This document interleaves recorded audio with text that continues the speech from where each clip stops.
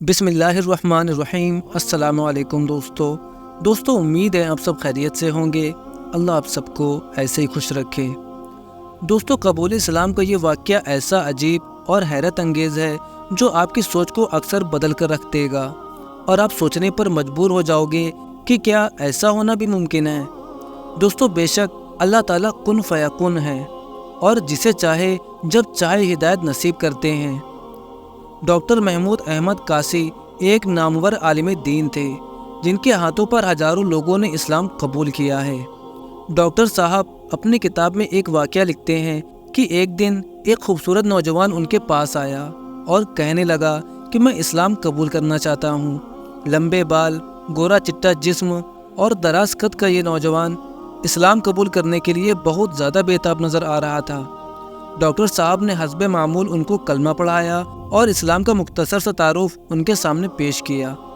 Doctor صاحب لکھتے ہیں کہ جب کوئی شخص ان کے ہاتھ پر اسلام قبول کرتا تو میں اس سے یہ دریافت کرتا کہ اسے اسلام کی کس چیز نے متاثر کیا۔ سن 1948 تھا۔ 1996 تک یہی معمول رہا۔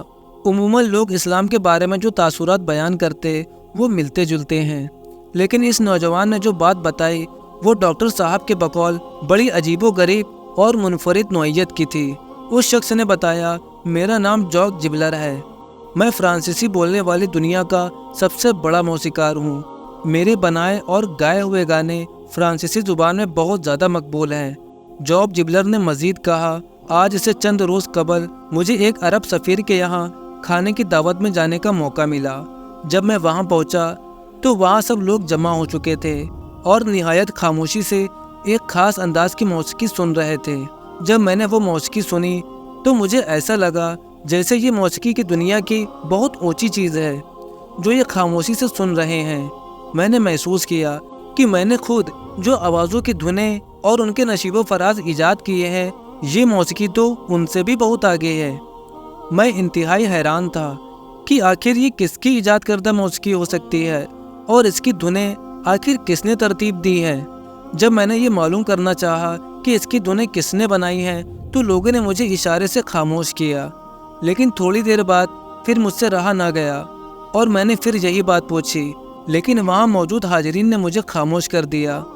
اس کے بعد بقول فرانسیسی سنگر پھر جب موسیقی ختم ہوئی اور وہ بہترین آواز بند ہو گئی تو پھر اس نے لوگوں سے پوچھا کہ یہ سب کیا تھا، جس پر حاضرین نے اسے سمجھایا کہ یہ موسیقی نہیں بلکہ قرآن مجید کی تلاوت ہے۔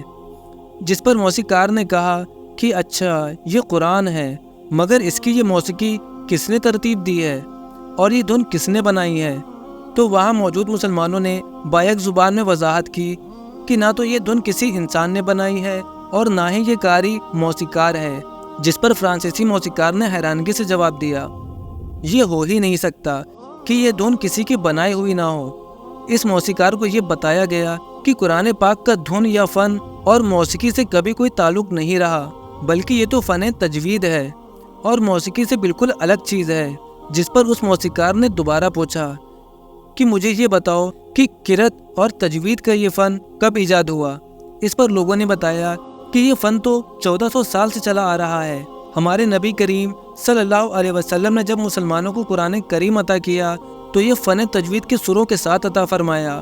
جس پر فرانسیسی موسیقار نے کہا کہ اگر حضرت محمد صلی اللہ علیہ وسلم نے اپنے لوگوں کو قرآن مجید اس طرح سکھایا جیسا کہ میں نے ابھی سنا ہے تو بلا شبہ یہ اللہ کا کلام ہے، کیونکہ یہ دھن ایجاد کرنا انسان کے بس میں نہیں۔ اس میں فن موسیقی کی جو قواعد و ضوابط ہے اس تک انسان کبھی نہیں پہنچ سکتا۔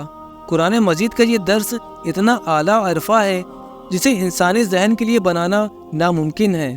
ڈاکٹر صاحب لکھتے ہیں کہ میں اس کی یہ بات سمجھنے سے قاصر تھا کیونکہ مجھے موسیقی اور اس کی دنیاوی فن کا کوئی علم نہیں تھا۔ فرانسیسی موسیقار نے مزید کہا، اس کے بعد میں نے مسجد میں جا کر مختلف لوگوں سے قرآن سنا اور مجھے یقین ہوا کہ یہ اللہ تعالیٰ کی کتاب ہے، اور اگر یہ اللہ کی کتاب ہے تو اس کو لانے والے بے شک اللہ کے رسول ہیں، اس لیے آپ مجھے مسلمان کر دے، میں اسلام میں داخل ہونا چاہتا ہوں۔ اس کے بعد ڈاکٹر صاحب نے انہیں کلمہ پڑھایا اور جاک جبلر جو اپنے زمانے کا مشہور موسیقار تھا محمد صلی اللہ علیہ وسلم کا غلام بن گیا۔ وقتاً فوقتاً مجھ سے ملنے آتا تھا اور ہمیشہ یہی بات کہتا تھا کہ قرآن مجید اللہ کا سچا کلام ہے، اور وہ ایک بہت ہی اچھا مسلمان ثابت ہوا اور کامیاب اسلامی زندگی گزارنے کے بعد 1970 میں اس کا انتقال ہوا۔ دوستو، بے شک قرآن مجید علم کی ایک ایسی دنیا ہے جس میں کوئی محقق آج تک نہیں اترا، اور نہ ہی قرآن مجید کے اس پہلو پر اب تک کسی نے غور کیا۔